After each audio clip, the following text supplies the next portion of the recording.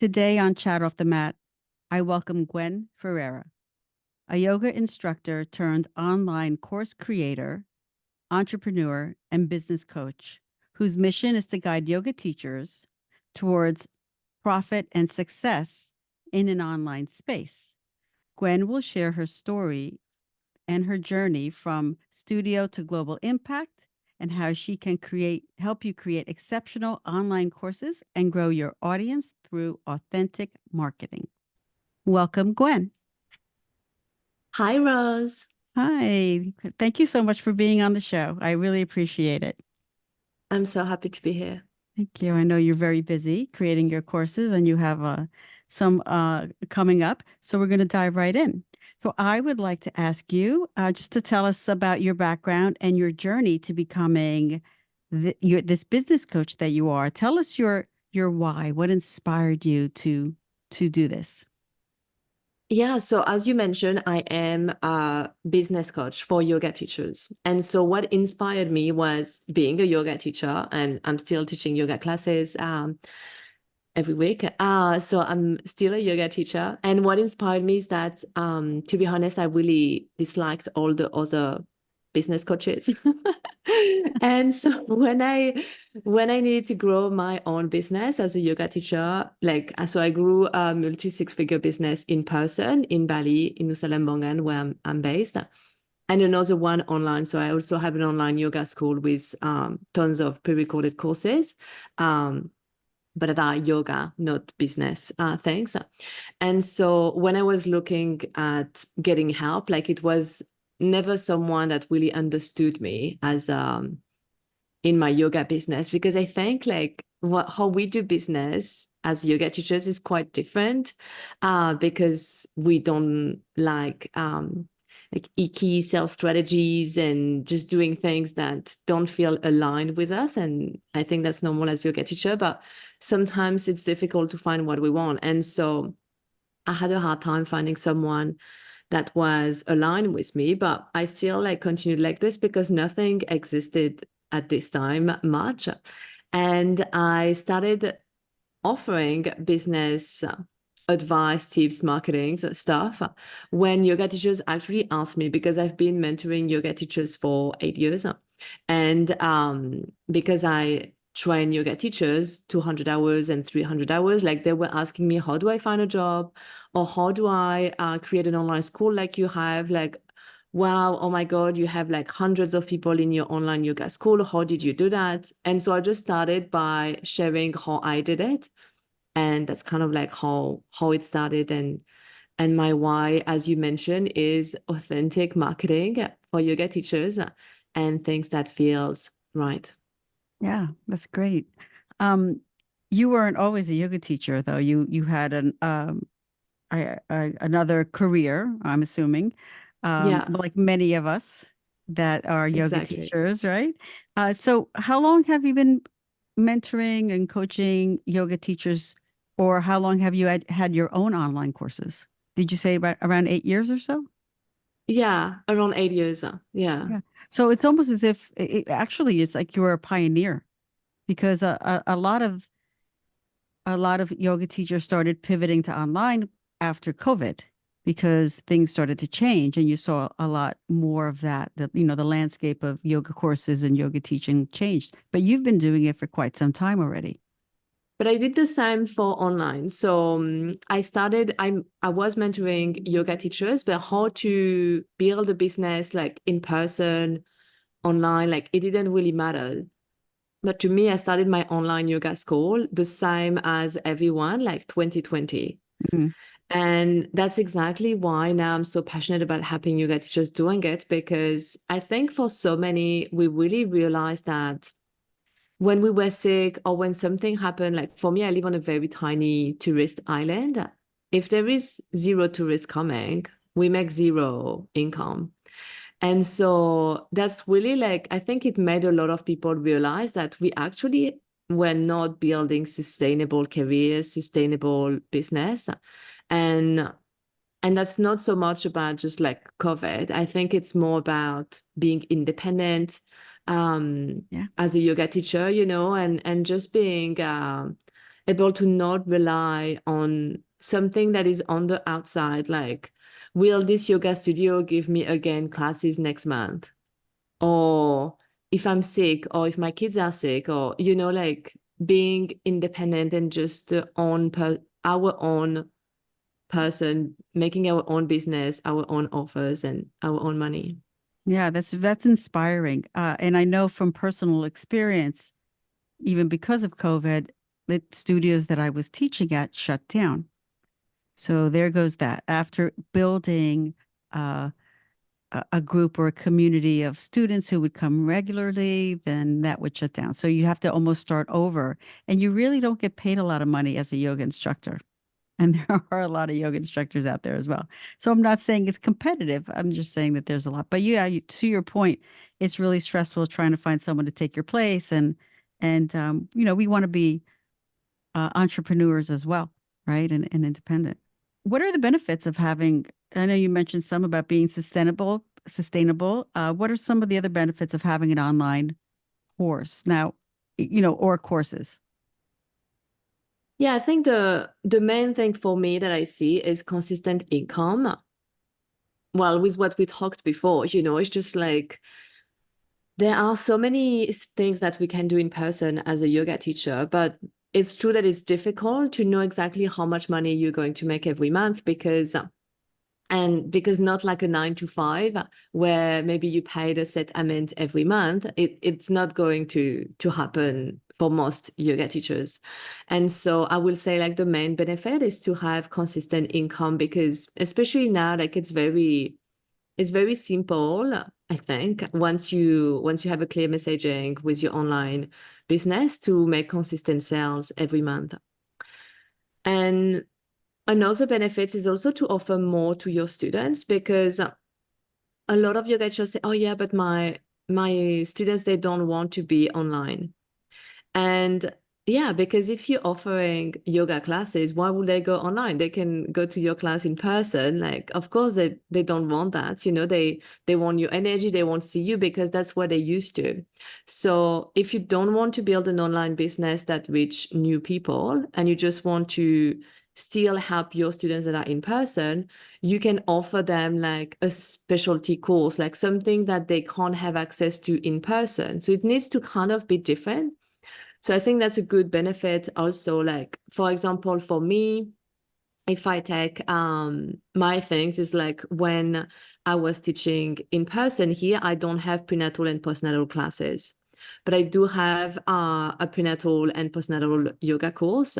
And so the women that were coming to class here, if they wanted to have support after they left and they wanted to still practice with me in a prenatal postnatal setup, then they will take the course and like this they could have my classes and more explanation on how to manage their pregnancy. So you can have like different level of courses. Another benefit can be, I think, international visibility, because we all, even if you don't live maybe on a 7 kilometer square island like mine, we all live like in a small place, and the next city, the next town people, they don't know you. So having online offerings make you like, it's so much easier because if one day you decide to move, like you will have something that people can recognize as you are an expert, like you're not a new yoga teacher, you're doing this, and that. Yeah, that's interesting. When you said that about moving, all you don't you're not impacting your students because you're moving and they're just there virtually. And that's a great way to be.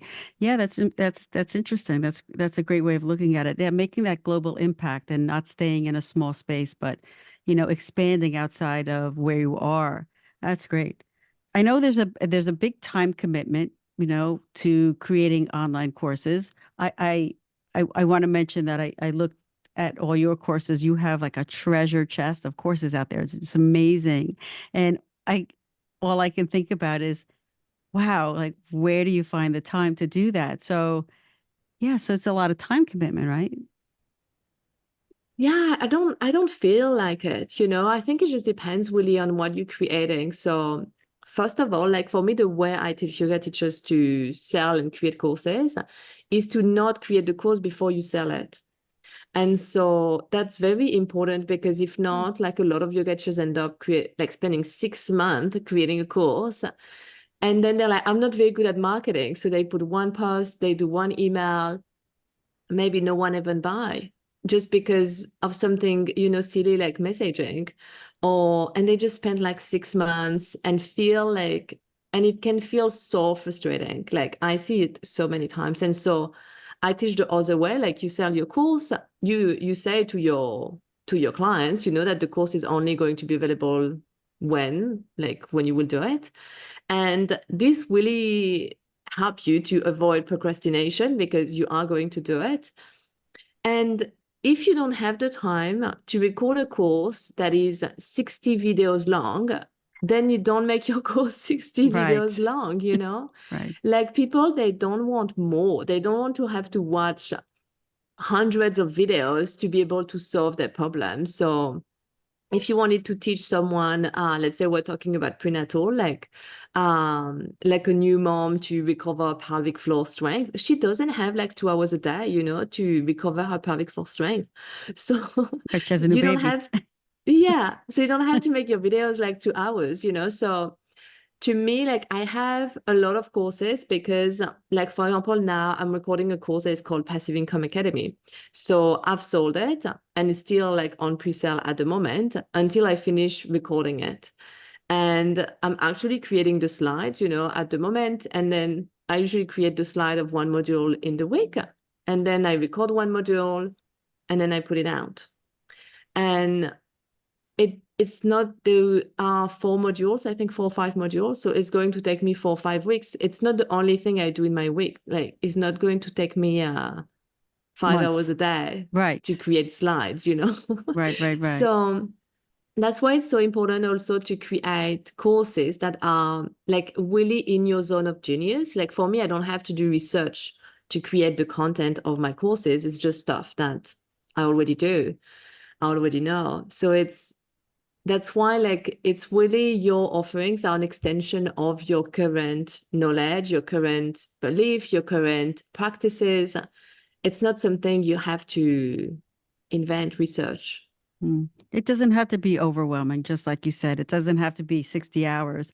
And that's important. It's an important message to people who are considering that, because it could be a very small course and a way for them to wet their feet, so to speak, and make it more manageable, right? Yes. Yeah.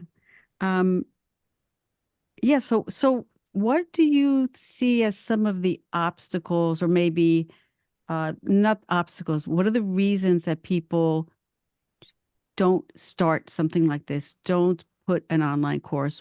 What are some of the things that your students have told you? Like, is it because they're afraid that it's going to fail, or is it time or money? What is it that is preventing them? A bit of all of this, to be honest. I think like there are some people, it will depend like on your personality, mainly like of the person. Sometimes they think they are not going to be able to do it because they feel themselves like they don't have the time, or they don't have the knowledge, or they don't have XYZ. And so this is really about like limiting belief and making the decision that I don't have the time. Who told you how many hours it is to do it? No one told you yet. So you don't even know if you have the time or not, because you don't even know how long it takes. Maybe you have ideas in your mind, but no one told you it's going to take you this number of hours to do it. So you have no idea. You just probably feel like I have so much on my plate right now, I can't add more. And who can add more? Everyone is like up above their head, being like, I can't work more, I can't work more. And it's why like it's such a question of priority, because between like social media, Netflix, like all of this stuff, I'm sure I can look at anyone's schedule and find like 2, 3 hours a week, Oh, here and there. or a day. Yeah, all day. that they're spending on. I agree. S- So it's really more like a way of being like, am I ready or am I not ready? Do I want this? Because for me, I don't move into a place of convincing. Like, I'm not here to convince yoga teachers, like, oh, online is so good, like, go for it. Or, yes, you have the time. Like, the person needs to be, this is what I want. I'm going to find the time. I'm this type of person that when I put something in my mind, I make it happen. Yeah, And that's a choice. true. And like you said, it's a question of priorities. Well, can I tell you what prevents me? Like I put a little course on online, but it's perfection. Mm, My desire or my like I want everything to be perfect and it's never good enough.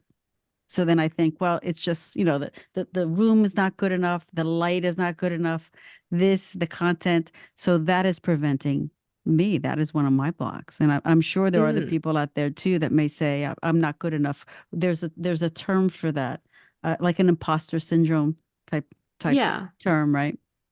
Yeah, Yeah, and imposter syndrome is like really about also not believing that your skills are enough to give the result to people, like a lot of the time. And also like for videos or like if you look at my content, actually you don't see me moving that much, being like on actual camera, maybe once a week when I do a live. But I don't think you have to show your space all the time. And people sometimes get a bit biased with that because let's say I live on a tropical island. So for sure, I'm going to show you around, because why it's not? beautiful. Why not? But you don't have to. And I think like there's so many ways to actually make your content perfect. Like, and that's why for me, when I work with my clients, like they feel their content is perfect because the words that they are saying is perfect. What they are writing is perfect. It's not so much about what is the background, because if you do a carousel, you have zero background. So Right. it's about really making it happen now. And it doesn't have to be like, because sometimes we say, oh, yeah, just like post it, just do the post. Yeah, but at the same time, if it looks shitty, it looks Mm, shitty. right. So, so it's also so good. I think like for me, what helped me was to have someone actually looking at my content, like having my mentor, like when I was building up my content, being like, this is perfect. Change this word, make it like this. Yeah, this is so good, or like, this is not good. Yeah. So if you are just like alone and you have no idea how to do it, you will still have no idea how to do it. You need a coach. Honestly, and I'm not saying like, it has to be me. It has to be someone that you feel like this person can help me so much, like, and I'm ready to move. Yeah. And alone it is so hard. It's so hard. It is hard because there's a lot of moving parts and it's also once you create a system and understand the system, the methodology. So in your courses, um, you have a methodology, you have a system in place. And Mhm. once you understand the system and you follow that system, that is a road to success or that map to success. Because if you're doing this alone, you don't understand all of the parts yet because you haven't done it like you have. And that's where you Yeah, got and value. yeah, and also like you start, if you don't have one mentor, and I think that's the thing also, if you start listening to everyone at one point is going to give you like a piece of their own strategy, but it's not like they don't use all the same strategy. It's not like there is one strategy that is going to blow up your business. If not, like everyone would have a blown up business. But it's having just one person, and I think that's really what is important is just to like stop listening to like 20 coach or 20 business coaches or marketing or guru, whatever, and just having one person giving you input and just like follow through this one strategy from this one person. Mm, yeah, that's good. That's actually good advice because there are so many. coaches and marketers, and it can be overwhelming, and it can prevent someone from even moving forward, doing anything.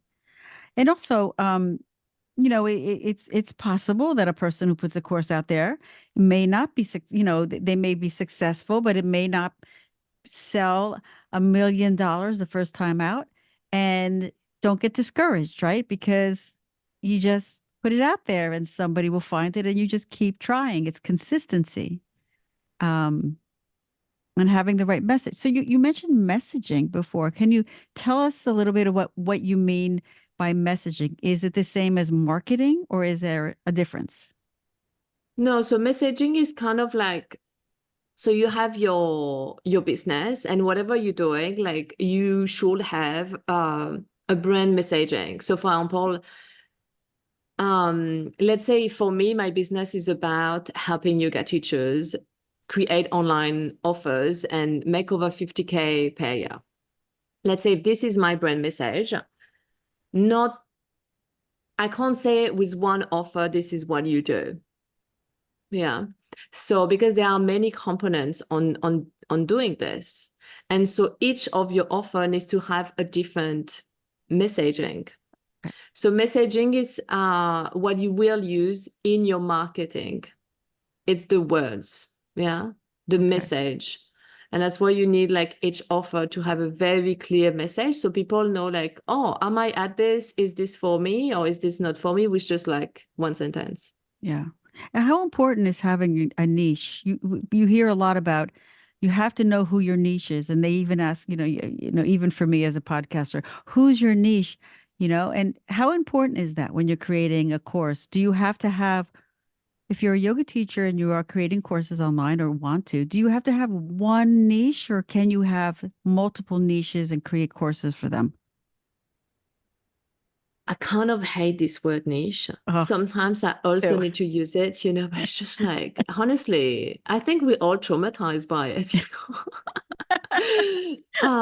so I something think that I you're right. prefer to use is transformation. I think like your offers, they need to follow and give a specific transformation.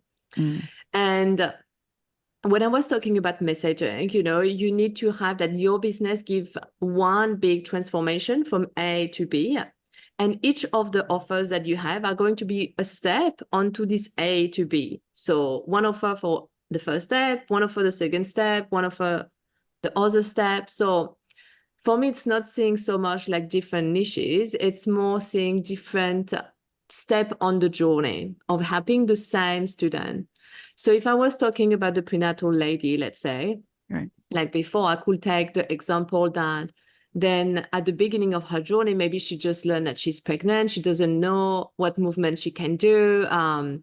Someone told her yoga is good, during pregnancy. And she's like, okay, I'm just going to do yoga with this specialist that knows how to do yoga during prenatal. And she does this. And that's kind of like your first step on the journey. And then maybe you have other offers that are online courses to help with childbirth preparation, maybe the breath work, maybe specific relaxation, maybe strengthening her pelvic floor and her core before, after birth, postpartum stuff. And so you could have all of these courses there, which are one step. And then you can have like maybe the last step is maybe a membership where she has access to a community of new mothers like her, and she can continue to practice because now you have yoga classes that are there and that are for, let's say, all level, especially women that have already given birth. So you see, like now from my overarching transformation from this pregnant woman that doesn't really know how to move while being pregnant. Right. And at the end, she's a new mom. She's super confident in her body. She has a self-yoga practice. Like she has this community of amazing women. I cannot sell the same thing. Like the membership, let's say that was at the end. I cannot sell that straight away to her. So it's kind of like a journey. It's like a progression, right? Like you said, a Yeah. journey. I like the word journey. Um, Yeah, that was a great example, a perfect example. And that doesn't have to be, your only niche. You can work with people who are pregnant and prenatal, and then you have other groups that filter into this larger community that you may have. Yeah. Yeah. Uh, yeah, I love But that. just one thing of that is Yeah. that personally, if I was building a business around prenatal and kind of like those offers, I'm not going to say, okay, I'm launching a new course. This is a handstand course for bodybuilder. Right. Yeah. Yeah, it's almost the opposite. Yeah. So we kind of like still want to say like stay on the same target audience, like the same group of people. Yeah. Right. Yeah, yes. How important is it for, oh, this is important. Technology. So there's all kinds of things. We can Zoom, we can have fancy cameras, we can have special lighting. This goes back to, I guess, my when I have everything has to be perfect for me. But how important is having like the right technology and investing like a whole lot of money into something at the beginning before you're even making a lot of money? Not important. So for I recorded all of my online courses with this. With your Yeah. iPhone. Yeah. Like the yoga courses. Now because it's more like talking stuff, like the business, I record them like this, with my computer. Hmm. But like for yoga, I didn't have a ring light at the beginning. Like that was not a thing. I just used natural light because also I have natural light here.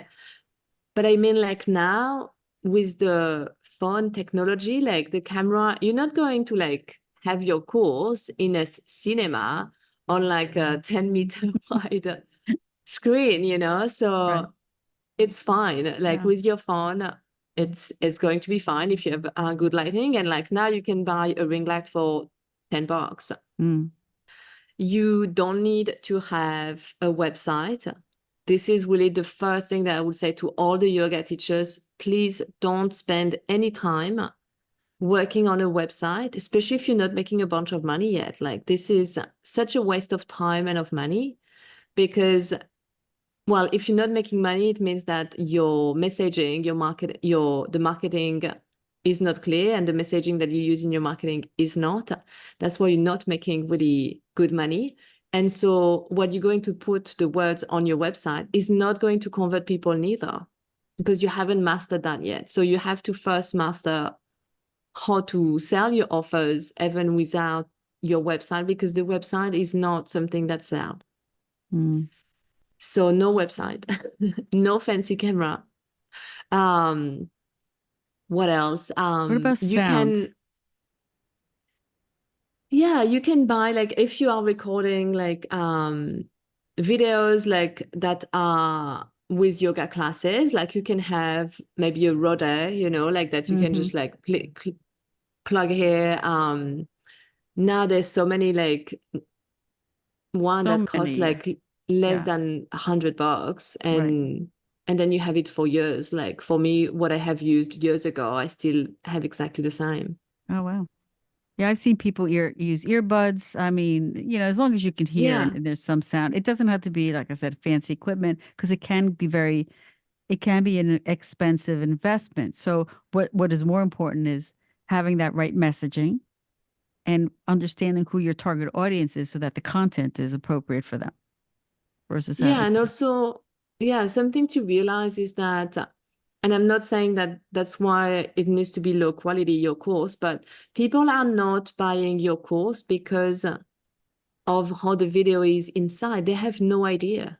Mm, They have no idea how does it look inside. true. That's true.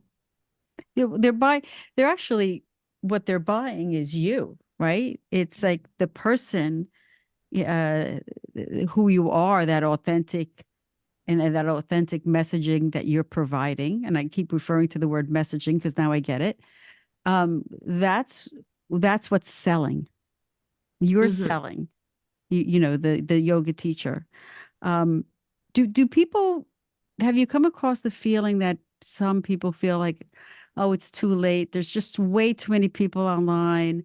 There's a lot of free stuff out there. I've heard people say that, you know. Do you get that? Do you hear that from people that Not there's really, but I get it, you know. mm, I it's not too don't. late. It's not too It's late. it's not. It Never. is definitely not too late.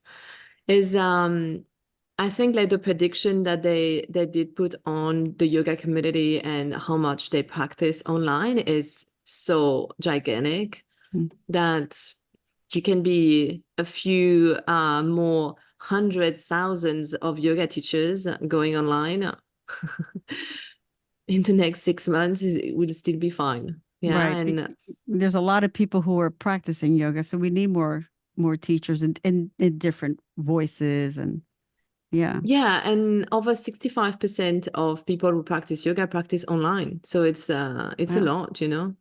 Oh, that's a good statistic to know. I wasn't aware of that. Well, I realize that there's a lot more now than ever before.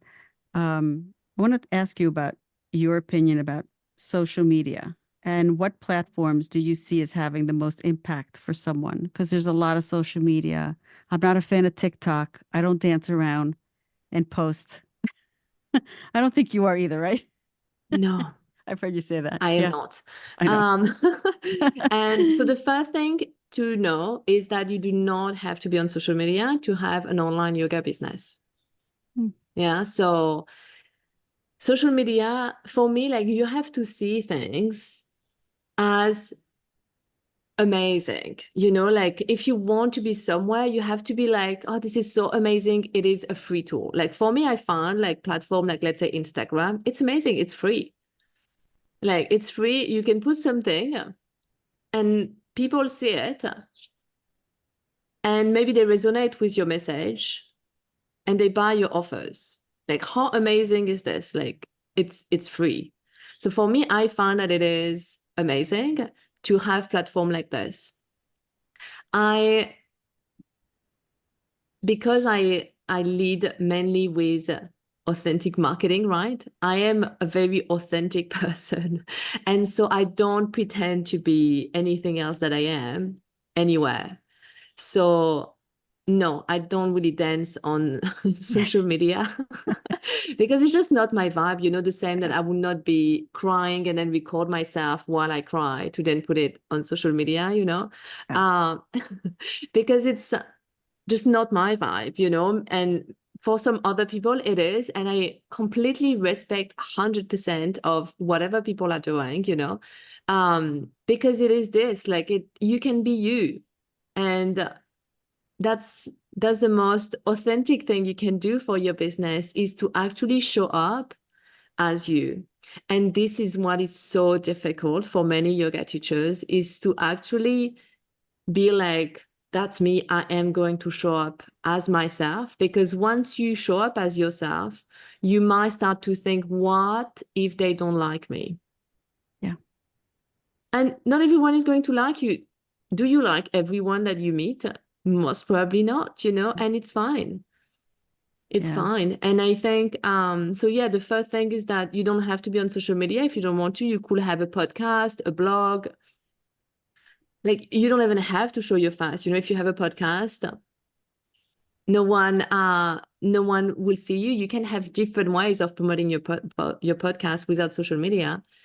Some people choose blogs, some people are more into newsletters, so they will have more ways to drive traffic into their newsletter. If you are on social media, you don't have to post 5 times a week if it is not your main channel of communication. Mm. There's so many different ways of using social media. If you're more into Facebook, like for me, I have a Facebook group, and that's the first social media platform I went with because I wasn't like an Instagram fan, you know, so much at this time. And I did find content very overwhelming. So Facebook, building a Facebook group for me was so easy, like because it's a small group. Well, small, it just depends. At the beginning, at least it was. Yeah. And you can do poll and you don't have to like share so much video content, you know, you can just like ask question. It's more like building a community than on social media. Like Instagram or TikTok, it's more video content or content that has a visual Right. part. And you don't Yeah. know who you don't really know who your audience is because you really can't communicate like you would in a Facebook group. Like you said, it's Mm, more of a community where yeah. Instagram is not, but you're just, posting and hoping somebody sees it at some point. But that's why, and that's the word, like hopping. For me personally, I don't hope like people will see it because I don't put all my eggs in one basket. Like for me, it's not going to change. Like if you look at my icon, I probably have like 10, 20 likes per post, and I make very good money. So it has absolutely nothing to do how many likes, comment you have, but you need then to have other platforms like a podcast or a blog or like something else. Then, if you don't want to just be like, oh, I need to be visible on social media, how do I have more likes? And this Right. is, to me, that's too stressful. That's putting too much stress on yourself. It is stressful, and I'm glad you said that. I have to rethink my approach to marketing my podcast because it does get it's a lot of work. You're like, oh my God, I missed the post today. I didn't post yesterday, or today's post is very similar to yesterday. I was like, oh my gosh. Yes, this Mm, is what I wake up in the middle of the night thinking. Um, you're talking about newsletters and blogs, but you need to build that email list, right? So in order to have the people to send those to, or people to market to, you have to build and have an email list. I know you have something free you offer about generating lead magnets for mhm. offerings. Is that a nice approach or a good advice for people who want to build an email list? Yeah, definitely. Like having a lead magnet or like a freebie, a free resource is something that is super good to then build the email list. And then you just want to regularly talk to them and be very clear on how this is going to look like. Like, is it something they would receive every week or every month? And put it also so for you, it's not too much. And I think like when we start talking about having different platforms, it might feel like, oh my gosh, like this is so much. I already have so much to do.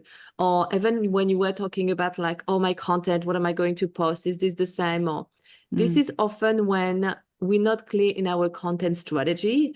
And then because you don't have a clear document with all of your messaging, every time you post, you have to reinvent the words that you're going to talk about. That for me, it takes me not like a few minutes to create a content for the day because I it's the same message, like the message that is behind like what you're doing, it's the same. So it doesn't take you a lot of the time because you also have all of these words somewhere in a document. So you don't have to reinvent all the time how to say the same thing differently. right. That's true. You have clarity and you have your clear message, so you know what you want to say. Right. Yes. Wow. Um, Yeah, and for those people that don't know what a lead magnet is, uh, Gwen clarified that it's a freebie or something that you give away to people who Mhm. to entice them to sign up for your newsletter, so that you have that audience to market to. Um, And just on that, Rose, yeah. good freebie is not a free yoga class, just so for the Mm. yoga teachers that we are. Because often we're like, yeah, okay, here's a free yoga class, but no, we want to give them something that we don't give them when they pay us. It's like if I was doing, oh, for my freebie is a free coaching session. That's no. Yeah. Yeah. Well, that's time consuming too, a free coaching session, because then if you everybody wants a free coaching session, you you won't have any time. But yeah, but something valuable, something that you feel that your target audience can find valuable, right? Yeah. Um, I know you did an episode on this on one of your podcasts, but I want to ask you what your predictions are. What predictions do you have, or what do you see as potential changes or shifts in teaching, or even social media environment that can influence the way teachers market themselves or just the teaching environment? Yeah, I think Well, now, like it's really important to learn how to have a clear messaging and how to market your offerings more than ever, because honestly, even studios, they tend to start really struggling themselves on filling up their classes, like most of the studios everywhere. And so if you're not doing it and learning how to market your own offerings, what is going to happen is that you're going to always be very dependent on the studios. And if they decide to not give you any more classes, or maybe they hire another teacher, you have less class or something, it's going to impact you so much. And this impact is going to create more stress and more financial insecurity, most probably.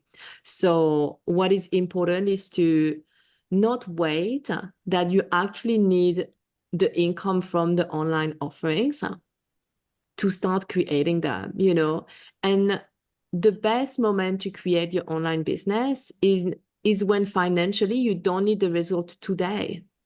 Because if you need the result today, you're going to put so much pressure on yourself. And you're going to be like every week, oh, I didn't make a sale. I didn't make a sale. Oh my God. You're going to have no fun in it. And I can tell you that it's a lot about energetic. And if you show up like you need everyone to sign up to your thing, they're most probably not going to sign up. Right. So it's important to be in like a place where you feel like you abundant with your own energy. And when you are giving, even if of course there is a monetary exchange, it is from a place of service. It's because not because you need to make the money, but because you really want to have those people. Yeah. And that needs to be the force driving here, is like being of service. Okay, you're going to make some income from it, but your driving force is serving. Yeah. That intention to want to help people. Yes, Yeah. exactly. That's beautiful. Yes. Well said. Thank you. So tell us about some of your offerings that you have and where we can find you. We're going to start talking more about what you offer. A bunch of things. I So know. yeah, and for me, like really everything that I'm building is exactly this. Like, what do I see yoga teachers needing? And that's the offers that I create. So my main thing is that you can find me on social media. So on Instagram at Yoga Career with Gwen. I also have a Facebook group and a podcast called Elevate Your Yoga Career. So that's the main places where you can find me. And my website is yogacareerwithgwen.com. So very, very simple. And I have different offerings depending on what yoga teachers make. And I have two different offers that are with like support, which is one that is for yoga teachers that don't already have an online offer, or even if they have one, they're not making like $1,000 to $2,000 a month from it. Then I have a program is called Elevate that is 6 months with coaching. And then I have another one that is a mastermind, which is for yoga teachers that already make $1,000 to $2,000 per month from their teaching online and want to make 5 to 10. So it's kind of like my big offers that I have. So either to make 1,000 to 2,000 or to make 5 to 10, depending on where you are at. And I have a lot of other self-paced courses that are more as specialties, like depending on things that you might need as a yoga teacher, like how to build a passive income funnel, or a high ticket offer, like more one-on-one personalized program. So, or how to build a podcast and have a podcast as a yoga teacher. So very different offerings, but always to use online to have some income. And that's for me, like, I don't believe you have to go 100% online or you have to have something in person. It can really depend on what you want to do. Like myself, I have a hybrid business. Like I have a business in person, a business online for yoga, and then the coaching business. But really what I think is that it's important to start doing something now if you want it in the future, so you don't put pressure now in having result, and you can take a bit of time, like to build your first offer, because in Elevate, for example, the yoga teachers that join, like after 2 months, usually you launch your first offer. Hmm. And they all make a bunch of sales. And yeah, it's I don't find that the principles and I don't find it complicated. They don't find it complicated. I think it's just about taking the decision for yoga teachers on like, what do you really want to do? I also have a mini offer that is called the 50K method. And that explain like how to build the transformation that I was explaining at the beginning, with having different offers that serve the same person, and how with this system of building a suite of offer, you can make 50K plus a year. Wow, that's great. I will put all the show links, of course, for you so that people find you. And yes, you are truly an inspiration. I'm amazed at all the content that you've put out there, and there's something for everyone. You even have 200-hour yoga teacher. You have yin yoga uh, courses out there that you've done. So even if you're not looking to, use an online platform for your business, there's courses that you can take from Gwen and just, follow the show notes and everything. Is there anything else you wanted to add before we say goodbye? No, what could I add? Yeah, if you are a yoga teacher, I think that you want that this is your life, I think it's really about taking the time to think about it. Like, do I want to have another job on the side? I just want yoga to be on the side for me. Like, I don't want that this is my main career, It's fine. Like, give yourself the permission of your life just looking like whatever you want it to look like. But if you want also that this is your full-time career, that you dedicate your entire day to your own practice and to teaching people yoga, you can. Like, now there are really solutions to help you do that. Yeah. You could be you could be an entrepreneur and have the career that you want with yoga, right? Yeah. Well, thank you so much for your beautiful energy and your wonderful advice. Um, and thank you for being here, chatting with us or with me. Thanks, Rose. Thanks Thank for you. having me. Thank you.